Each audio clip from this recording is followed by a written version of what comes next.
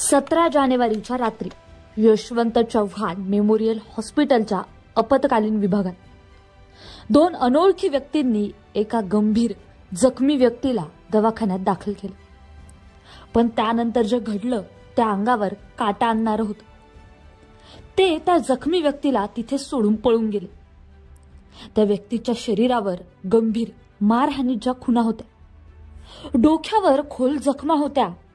डॉक्टरांनी त्याला वाचवण्यासाठी प्रयत्न केला, पण उपचारादरम्यान त्याचा मृत्यू झाला। आता प्रश्न हा निर्माण झाला की हा व्यक्ती कोण? या व्यक्तीला इथे सोडून जाणारे ती 2 माणसं कोण? या सर्व प्रश्नांनी ग्रस्त डॉक्टरांनी पोलिसांना या घटनेची माहिती दिली। त्यानंतर पोलिसांनी तातडीने तपास सुरू केला। सीसीटीव्ही फुटेजच्या आधारे पोलिसांनी त्या दोघांचा माग काढला आणि अखेर सोमवारी त्यांना ताब्यात घेतलं। परंतु या मृतदेहाची ओळख पटवण्यापर्यंत पोलीस अजूनही अंधारातच होते।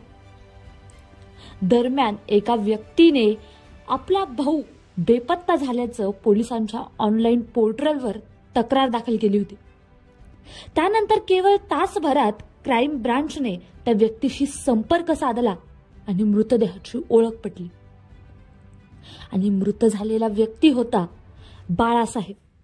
16 जानेवारीच्या दिवशी सकाळी आपल्या आईला रोजगाराच्या शोधासाठी पुण्याला चाललो म्हणणारा बाळासाहेब याची 17 तारखेला मृत्यूशी झुंज संपली।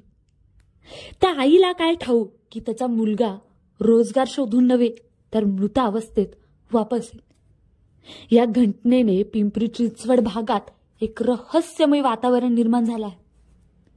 पोलिसांच्या तपासामुळे काही महत्त्वाच्या गोष्टी समोर आल्या आहेत, पण बाळासाहेबला हॉस्पिटलमध्ये सोडून पळून जाणारे ते दोघं कोण होते?